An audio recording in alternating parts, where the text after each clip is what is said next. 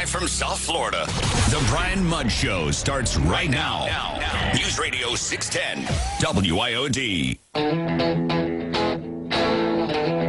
They want to say the dog is a service dog, but I don't think that they understand what is a service dog. So imagine if you're in a restaurant with a dog and he doesn't have this training, how chaotic that could be. Real problem for sure, and it is a huge problem nationally. I know it is a huge problem right here in South Florida, and a lot of it has to do with those that are attempting to skirt the policies of HOAs. A lot of folks in condos, for example, that want to have a pet and might have a pet policy within the HOA that doesn't allow them to have the pet of their choice or their existing pet when they're buying in the first place. Well, what do? Well, let's go see if we can find somebody who will say it's a service animal. And you might have come across this yourself. I had an experience in an HOA once upon a time in the not-so-distant past. And certainly it is an issue for those who have legitimate needs.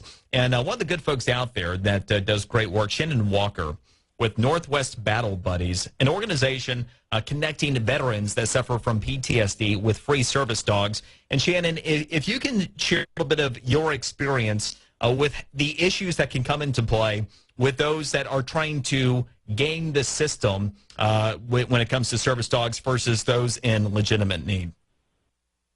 Yeah, thank you so much for the opportunity to share on this subject because it is such a huge problem. And I started Northwest Battle Buddies 6 years ago, and just even in the last 6 years, I've seen such an increasing effect, not only on the disabled who truly need service dogs, who now are facing so much scrutiny and rejection, but it's not because of the true service dogs that are out there, but it's because of the fake service dogs that are unruly and make the public feel unsafe, and they wreak havoc. And just even in the last month, we had 2 of our veterans who have our service dogs and have had them for years, were denied care in an emergency room initially because they had a service dog.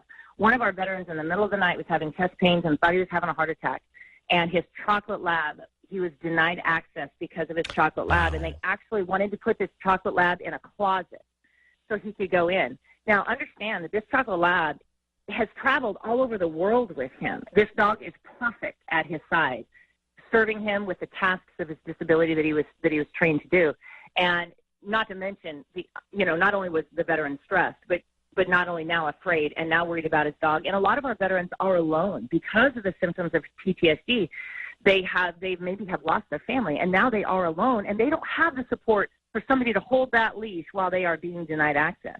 And it is these fake service dogs, and it is people skirting the system, just like you were saying, that is causing this problem. Because let me tell you, no person that truly has a disability would ever choose to have a service dog in spite of not having a disability. It is not a novelty. These people that truly need service dogs need them because they are a lifeline to freedom and independence to help mitigate the disability. And when these people are just taking their pets out there, or they don't want to pay the fees or whatever, it is creating a huge issue. And there are more laws that are coming into play, or people are trying to navigate the system. How do we take care of this rampant abuse of what some people look at as, it's a privilege to have your dog. It's not a privilege. It's a right when you are disabled under the guidelines of the ADA.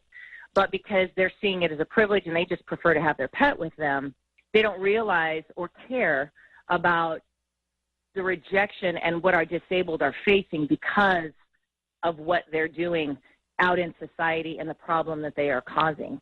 And, even if business owners and if the public were educated about the laws in place, and we just, stood by those laws in place, then it would help fix the problem. As an example, when you have if a dog is unruly, either in public, in a store, in a restaurant, whether it's a real service dog or not, the store owner has the right to kick that dog out.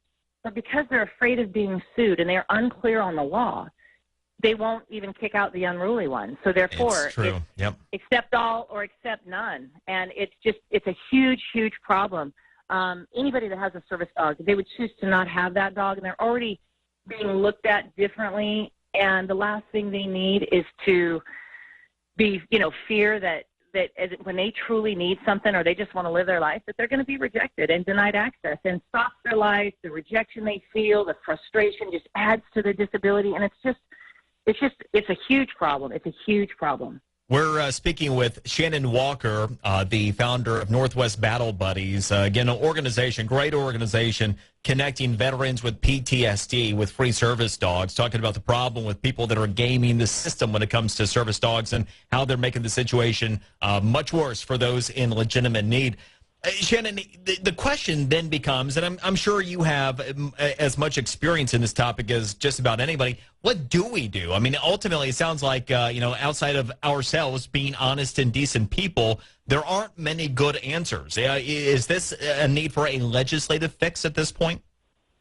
Well, unfortunately, I think that's what it's going to come down to. My dad always said, we don't need more bureaucracy. We just need people to have personal responsibility, but that's obviously not happening. And shows like this are awesome because it educates the public about really what the rights are, or even business owners. When I'm out there with our veterans and we teach them how to answer the questions and how to be responsible in public and be educated, that's what we do. But, legislation is going to have to come into effect, and some states have started to put in laws to where if you do have a fake service dog and you're breaking the law, then you can be met with financial fines. But it's determining how do you determine if it's a real service dog? Well, honestly, it's pretty easy to document if the dog is a real service dog. However, what happens is that when these laws come into place, the way they have, a lot of the laws they trump or they go against what the federal law is. So it creates confusion, it creates conflict, and it also, like as an example, an organization like mine or other organizations, if they change the laws to where it ties our hands and makes our process even harder to get these dogs, these life-saving dogs, in the hands of the disabled, the waiting list for a service dog, a true service dog, is years. It is, right now our waiting list is 3 years, and we're working diligently to get that waiting list down. We have 85 veterans waiting, and if they have to wait 3 years, we don't want to, with a suicide rate of being 22 veterans a day, what we do, truly, one of our, things we say is we are saving lives, one Northwest Battle Buddy team at a time. But our dogs go through 7 months to a year of training, and our handlers go through 6 weeks of training, 5 days a week. And then we gift these dogs, and they cost us about $25,000. And if you make that process harder or you tie our hands even more, it just ultimately ends up hurting the disabled who really needs the dog. It doesn't hurt the people who are fake. It hurts. So the laws have to be really thought out in an educated way to where the state law lines up with the federal law.